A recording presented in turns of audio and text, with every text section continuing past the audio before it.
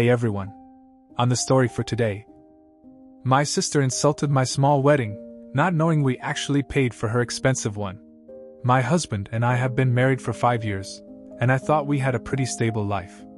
My younger sister, Sally, has always been the competitive type, but I never expected it to turn into full-blown pettiness. She's the kind of person who thrives on comparing herself to others and constantly needs to prove she's doing better than everyone else. Growing up, this was mostly harmless sibling rivalry. She'd brag about getting better grades or having more friends, but I always figured it was just a phase she'd grow out of. Apparently, I was wrong. About 2 years ago, Sally started dating my husband's younger brother, Andrew. It all started at one of our family barbecues. They hit it off immediately, and within a few months, they were inseparable. At first, I thought it was kind of sweet. My husband, Jake, was thrilled because it meant our families were becoming closer. I had some reservations about mixing family and relationships. But I told myself it could be nice having my sister as my sister-in-law. I was wrong about that. 2. The first signs of trouble started small. Sally seemed to turn every interaction into a subtle competition. She'd make little comments about our home, our jobs, even our dog, stuff like, "Wow, your house is so cozy. Andrew and I were thinking of something bigger, but this is cute." Or, "Oh, Jake's still working at his old company? That's great, he's so loyal. Andrew's thinking of moving to a more senior role soon." I tried not to let it bother me. I mean, that's just Sally being Sally, right? But it was constant, and it started to wear on me. When Sally and Andrew got engaged about 6 months ago, I was genuinely happy for them. I congratulated her, offered to help with planning, and even shared some tips from my own wedding experience. But Sally waved me off, saying, "Thanks, but we're going for something completely different from what you did." No offense. I didn't think much of it at the time, but that was just the beginning. Sally and Andrew decided to have this massive, over-the-top wedding. We're talking about a venue that probably costs more than our annual salaries combined, a designer dress, a 5-tier cake, a live band, and a guest list of 250 people. They even planned destination bachelor and bachelorette parties in Vegas. Every family gathering turned into an opportunity for Sally to brag about her wedding. We're really trying to set a new standard for weddings in the family, or it's going to be a real experience, not just a wedding. It wasn't just the wedding talk that got to me, though. Sally started taking digs at my marriage. She'd make comments like, "Andrew's so thoughtful, he's always surprising me with gifts. Does Jake ever do that for you?" Or, "I feel so lucky to have found someone who's really ambitious." It was exhausting. Jake told me to ignore her, but it wasn't easy. The real turning point came during the wedding planning. Unbeknownst to Sally, our parents and Jake's parents had been quietly worrying about how much this wedding was costing Andrew and her. Andrew makes a decent salary, but he's also drowning in student loans. Sally, on the other hand, doesn't work in his expensive tastes. My parents and in-laws didn't want them to start their marriage in financial ruin, so they decided to pitch in. Jake and I even contributed a significant amount as a goodwill gesture. We didn't want to make a big deal about it, so we kept it quiet. Sally, of course, assumed Andrew was footing the entire bill. She'd gush about how lucky she was to have a fiancé who could give her such a luxurious wedding. I figured it wasn't worth correcting her. Let her have her moment, I thought. But then came the wedding day, and everything blew up in a way I could have never predicted. The ceremony itself was beautiful. No complaints there. The venue was stunning, the decorations were gorgeous, and Sally looked amazing. For most of the reception, I kept my distance from her, not wanting to deal with any drama. But then came the wedding toasts. Sally stood up to give a speech, and that's when things took a turn. Her toast started off sweet, thanking the guests and talking about how much she loved Andrew. But then, out of nowhere, she made a backhanded comment about how not everyone gets the better end of the deal, and how she was so lucky to have a husband who could give her the wedding of her dreams. It was painfully obvious she was targeting me. The room fell into awkward silence, and I could feel my face burning with embarrassment. Jake squeezed my hand under the table, silently telling me not to react. Then, out of nowhere, my mother-in-law stood up. She's usually a quiet, reserved woman, so I was shocked when she spoke. She calmly told the room that Jake and I had paid for a significant portion of the wedding. The room went dead silent. Sally's face turned ghost white. She tried to laugh it off, but it was clear she was mortified. The rest of the night was painfully awkward. Guests whispered among themselves, and Sally avoided eye contact with me for the remainder of the reception. After the wedding, Sally confronted me. She accused me of humiliating her and letting my mother-in-law ruin her special day. I told her the truth, that we never intended for this to come out, but her constant need to compete had gone too far. She stormed off in tears, and we haven't spoken since. Andrew texted Jake the next day, apologizing on Sally's behalf but saying she was deeply upset. Apparently, she felt betrayed that we hadn't told her we were contributing and thought we'd made her look bad on purpose. Jake told him we hadn't planned for this to come out, and that Sally's behavior during the toast had been out of line. Andrew seemed to understand, but Sally has been telling anyone who would listen that I sabotaged her wedding. Now mutual friends are reaching out, asking what really happened. Some are siding with Sally, saying my mother-in-law was out of line. Others think Sally got what she deserved. I never wanted this drama, but now it feels like my relationship with my sister is completely broken. What am I even supposed to say to her now, Ida, in this situation? Do you guys have any advice or suggestions? 'Cause I could really use anything at this point. The fallout from the wedding was nothing short of explosive, and honestly, I should have seen it coming. Sally didn't just go radio silent like I'd hoped. Instead, she launched a full-scale social media rampage that felt like it was directed squarely at Jake and me, even if she never mentioned us by name.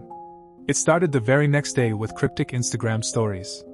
She posted things like some people just can't stand to see you happy and it's always the ones closest to you who betray you. A few hours later, she shared a meme that said, "Fake family is worse than fake friends."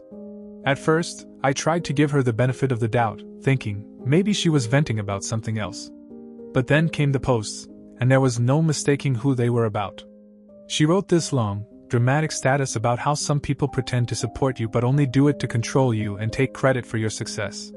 It was full of vague accusations about being used and betrayed, with lines like, "I thought your family was supposed to have your back, not sabotage you." The comments section turned into a mess. Some of her friends and a couple of distant cousins chimed in with generic supportive messages like "Stay strong, girl, and you don't need that kind of negativity in your life." Meanwhile, my phone started blowing up. Friends and extended family were confused and wanted to know what was going on. My cousins texted me privately, asking for the real story. Jake's side of the family wasn't as subtle. His aunts and uncles started calling my in-laws, trying to get the scoop. Some of them were genuinely curious, while others were clearly fishing for gossip. It felt like we were at the center of a soap opera. The most surprising reactions came from Andrew's side of the family. His siblings were mortified by Sally's behavior. Andrew's older sister, Rachel, who has always been close to Jake, called us to apologize. She was furious that Sally would try to publicly shame us, especially after we had gone out of our way to help her and Andrew financially. Rachel didn't hold back, saying that Sally was acting like a spoiled brat and that Andrew needed to get her under control.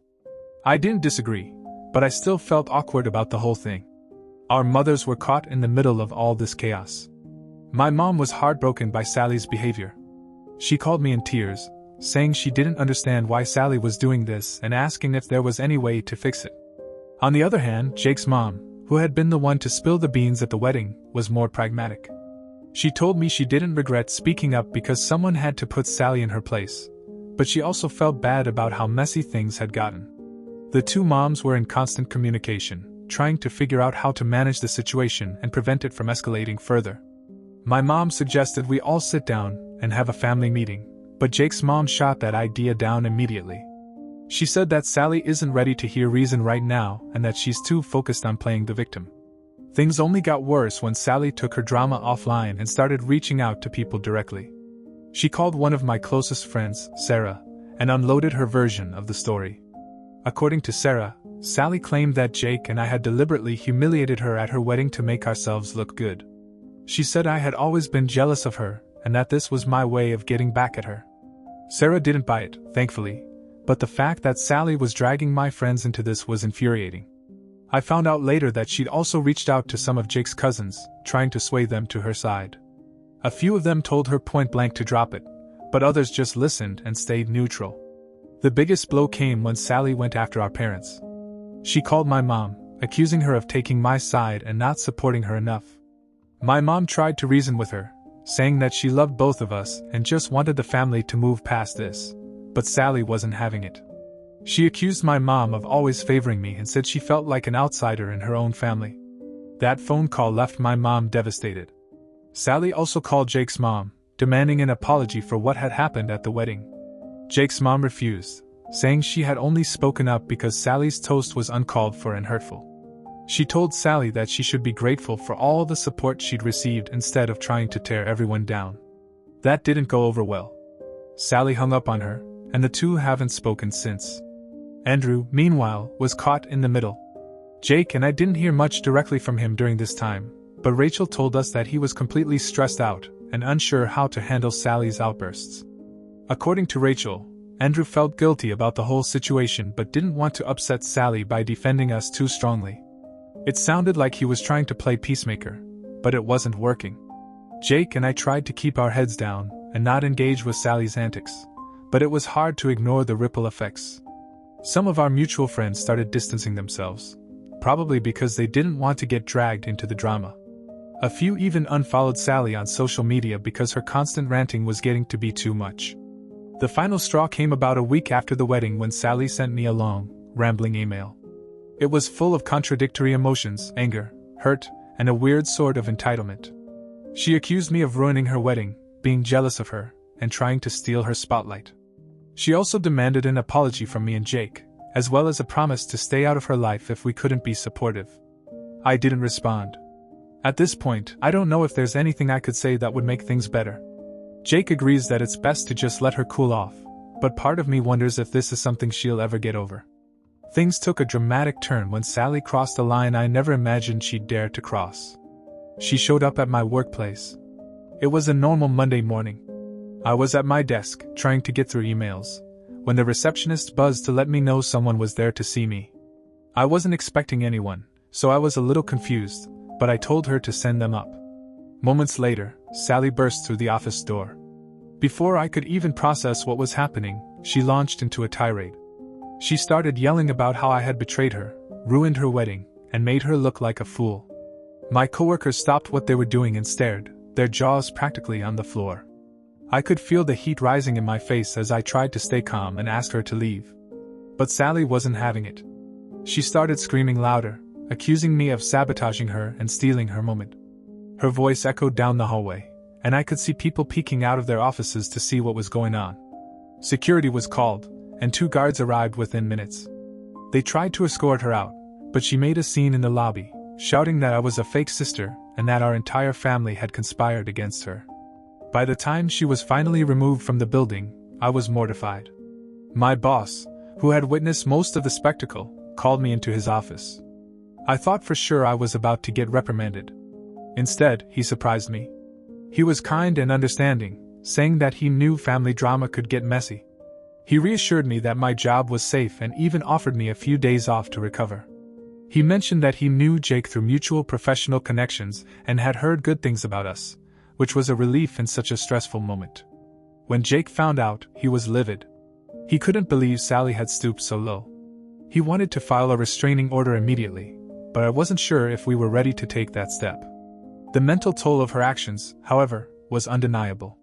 I was constantly on edge, jumping at every notification on my phone and looking over my shoulder in public. Our usually peaceful home felt invaded by Sally's case. Jake and I spent hours at night discussing our options. We debated between taking legal action or trying to preserve what little remained of family harmony. Jake leaned toward the former, while I was still clinging to the hope that Sally would come to her senses. Just when I thought things couldn't possibly get more chaotic, my mom called me in tears to share yet another incident with Sally. This time, it involved a confrontation at Target, of all places. My mom lives about 40 minutes away from Sally, and there's no way this was just a coincidence. Sally had clearly gone out of her way to corner her there. My mom explained that she had been browsing in the home goods section when Sally appeared out of nowhere. At first, my mom thought it was a random meeting and greeted her warmly, trying to stay positive despite everything that had been going on. But Sally wasted no time making her intentions clear. According to my mom, Sally went on a tirade claiming that I was the favored child and that our parents had always prioritized me over her. She accused my mom of turning a blind eye to what she called my calculated attempts to steal her spotlight. She even brought up childhood grievances. Things like how I supposedly got better birthday parties or more praise for my accomplishments, as if every resentment Sally had ever felt was spilling out at once, and my mom was the easiest target. My mom, bless her, tried her best to stay calm and reason with her. She explained, over and over, that she loved us both equally and had never favored one child over the other. She said she just wanted the family to heal and move past all this drama. But Sally wasn't interested in hearing it. She interrupted my mom repeatedly, dismissing her attempts to mediate and accusing her of being blind to the way I supposedly manipulated everyone around me. My mom said Sally's tone was harsh and combative, almost like she was looking for a fight. The confrontation lasted about 20 minutes, right there in the middle of the store. My mom was completely shaken by the time Sally finally stormed off. She called me from her car, her voice trembling as she recounted what had happened. Hearing her so upset broke my heart. My mom is one of the kindest, most patient people I know, and she didn't deserve to be dragged into this mess. I tried to reassure her, telling her she had done nothing wrong and that this was just another example of Sally's inability to take responsibility for her actions. But deep down, I felt guilty. Even though I knew it wasn't my fault, I hated that my mom was now caught in the crossfire of this ongoing feud. Jake, on the other hand, was livid. He paced the living room as I relayed the story, his fists clenching and unclenching. "This is harassment," he said, his voice low and angry. "She's dragging your mom into her delusions now? Enough is enough. We need to do something." By something, Jake meant legal action. He had been pushing for it ever since Sally's meltdown at my workplace, and now he was more determined than ever. "She's not going to stop," he said. "You've seen that. She's escalating, and we can't just sit back and let her keep doing this." As much as I hated the idea of taking legal steps against my own sister, I couldn't ignore the fact that Jake had a point. Sally's behavior was spiraling out of control, and every time I thought she had hit rock bottom, she found a new way to make things worse. We spent the next few days discussing our options. Filing for a restraining order was one possibility, but we worried about how it would affect the rest of the family. My parents were already struggling to navigate the tension between Sally and me, and I didn't want to put them in an even more difficult position.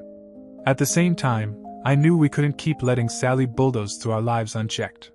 Meanwhile, Andrew was caught in an impossible position. He reached out to Jake, apologizing profusely for Sally's behavior. It was clear he was mortified and didn't know how to handle his wife's increasingly erratic actions. He admitted that he was at his wit's end and didn't know how to calm her down. Rachel, Andrew's older sister, called me to vent about how embarrassed their entire family was by Sally's antics. She said that Sally's behavior was the talk of their extended family, and that everyone was appalled. Rachel even suggested that Andrew should consider counseling for Sally, which I thought was a good idea. However, I doubted Sally would ever agree to it.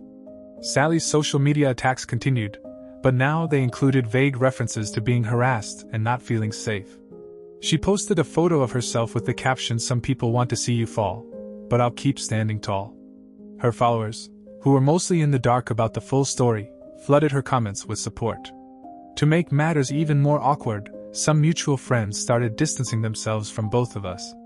A few people reached out to say they didn't want to take sides, while others simply stopped responding to my messages. It was painful to see relationships I had valued for years being affected by this drama. As the days went on, I could feel the weight of the situation pressing down on me. I started losing sleep, replaying the events in my mind and wondering where it all went wrong. Jake was my rock through it all, constantly reassuring me that we hadn't done anything wrong, but I couldn't shake the feeling that I'd lost my sister for good. The final blow came when I received a letter in the mail from Sally. It was handwritten and several pages long. She accused me of turning the family against her, ruining her reputation, and trying to take over her life. She ended the letter by saying that she wanted nothing to do with me until I apologized for everything. I didn't respond. I didn't even know where to start. At this point, it felt like there was nothing I could say or do that would make things right in her eyes. For now, Jake and I are focusing on moving forward and trying to find some peace. But the damage Sally has caused feels irreversible, and I'm not sure our family will ever fully recover from this. Update 3. Hello everybody. My husband's entire family took some serious action. His parents, siblings, and even a few extended relatives were fed up with Sally's antics. It started with a group text that turned into an emergency family meeting. They were done sweeping everything under the rug. Jake and I weren't invited to the family meeting, which, honestly, was a relief. The thought of sitting through what was bound to be a tense and uncomfortable discussion was not something I wanted to experience firsthand. Still, we got all the details later from Andrew and his older sister, Rachel, and let me tell you, it sounded like a scene straight out of a courtroom drama. Apparently, Andrew's father, who is a no-nonsense corporate lawyer and someone who usually steers clear of family squabbles, decided enough was enough. He took charge, and he didn't come unprepared. From what Rachel described, he showed up with a literal folder of documents. This wasn't just some casual conversation, this was a full-blown financial reckoning. He started by laying out every single financial contribution Jake and I had made toward the wedding. From the deposit on the extravagant venue to the designer flowers and premium catering, it was all meticulously documented. Rachel said it was almost shocking to hear it all listed out like that. It wasn't just a few $1,000s here and there, it was a significant amount of money. And it didn't stop with us. Andrew's dad also went through the contributions the rest of the family had made. Jake's parents had paid for the open bar and a portion of the wedding planner's fees. Andrew's older siblings had chipped in for the bachelorette and bachelor parties, which were extravagant destination trips. Even some extended family members had contributed to smaller costs like decorations and party favors. By the end of it, the total amount was jaw-dropping. Then came the real blow. Andrew's dad made it very clear that while the family had supported Andrew and Sally's decision to have the kind of wedding they wanted, they were blindsided by how irresponsibly it had been managed. He didn't mince words, pointing out that the lavishness of the wedding was unnecessary and that the financial strain it caused was unacceptable. But what really drove the point home, according to Rachel, was when he addressed the recent drama. He said that Sally's public behavior had gone beyond just embarrassing herself. It was damaging the family's reputation. Between the social media posts, the confrontation at my workplace, and the spectacle at Target, Sally had dragged the entire family's name through the mud. And now, the family was done quietly tolerating it. The ultimatum was delivered with the kind of precision you'd expect from a seasoned lawyer.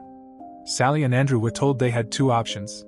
The first was to start repaying every cent of the money that had been borrowed for the wedding. This wasn't up for negotiation. Andrew's dad even went as far as to say that if they didn't comply, legal action would be taken to recover the funds. The second part of the ultimatum was that Sally needed to issue a formal apology not just to Jake and me, but to the entire family. And this wasn't meant to be some half-hearted text or vague social media post. They wanted a genuine, public acknowledgement of her actions and an apology for the hurt she'd caused. Rachel said the room was tense enough to cut with a knife. Andrew, who had been relatively quiet up until that point, tried to defend Sally, saying that she was just under a lot of stress and hadn't meant for things to spiral the way they had. But Andrew's dad wasn't having it. He shut down Andrew's excuses with a firm but calm response, essentially saying that stress didn't excuse the way Sally had treated people. Sally, for her part, sat there in stunned silence, according to Rachel. She didn't interrupt or argue, which was surprising given how combative she had been in recent weeks. Rachel said it was the first time she'd ever seen Sally look genuinely at a loss for words. By the end of the meeting, Sally and Andrew were left with no wiggle room. Take responsibility and start fixing the mess they'd created or face the consequences. Andrew and Rachel told us later that they left the meeting with a clear message: this wasn't just about money anymore. It was about respect and accountability, two things Sally had been severely lacking. Andrew, who had mostly stayed quiet throughout the chaos, finally spoke up. He admitted that he felt trapped between loyalty to his wife and frustration with her actions. He apologized to his parents and siblings, saying he never wanted things to spiral out of control. It was clear he was mortified and desperate to salvage what was left of his family's support. By the end of the meeting, Sally had no choice but to agree to their terms. She looked visibly defeated, Rachel said, and even tried to shift the narrative to make herself the victim once again. But the family wasn't having it. Shortly after the meeting, I received a text from Sally. It was a weak attempt at an apology, clearly written under duress. "I'm sorry for how things went down," it read. "Can we talk?" I stared at the message for a long time. Part of me wanted to respond, to hash things out and try to salvage our relationship. But the other part, the part that was tired, drained, and completely over her drama, knew it was time to let go. Jake and I talked about it that night. He was firm in his stance. No more. We had given Sally chance after chance, and every time, she had found a way to make things worse. Her half-hearted apology felt like yet another manipulation, more about saving face than making amends. The next day, we made the decision to cut ties. I blocked Sally's number, removed her from all my social media, and told my parents that we needed space. They were heartbroken but supportive, understanding that the constant emotional manipulation had taken a toll on me and Jake. Sally's reaction was predictable. She took to social media again, posting vague messages about losing family to lies and standing strong despite betrayal. This time, though, the response was different. People were tired of the drama. The likes and comments were fewer, and even her staunchest supporters seemed to be losing interest. Meanwhile, Andrew started making small payments toward the wedding expenses. It wasn't much, but it was a start. Jake and I appreciated the gesture, though we made it clear to Andrew that our issue wasn't about the money, it was about the respect and boundaries Sally had trampled over repeatedly. In the weeks that followed, life started to feel normal again. Jake and I focused on our careers, our friends, and the quiet life we'd worked so hard to build. We even took a short trip to the mountains to decompress and reconnect. My parents and Jake's parents continued to communicate with Sally, though they respected our decision to distance ourselves. My mom mentioned that Sally had started seeing a therapist, which I took as a small glimmer of hope. Maybe she would eventually learn from all of this. As for the rest of the family, the fallout was undeniable. Andrew's parents were still upset, but seemed to be mending their relationship with him. Rachel told me she was cautiously optimistic that Andrew could steer Sally toward a better path, though she admitted it would be a long road. For me, the biggest takeaway was learning the importance of boundaries. It was painful to cut ties with my sister, but it was also liberating. I realized that family doesn't mean tolerating toxicity, and sometimes the best thing you can do is step away and protect your peace. Jake and I are stronger than ever, and while I miss the relationship I once had with Sally, I've made peace with the fact that it may never return. For now, I'm choosing to focus on the people and things that bring joy to my life. And honestly, that feels like a win. Well folks, that will be all for today. I hope you enjoyed today's video. Don't forget to like, comment and subscribe. Stay safe everyone.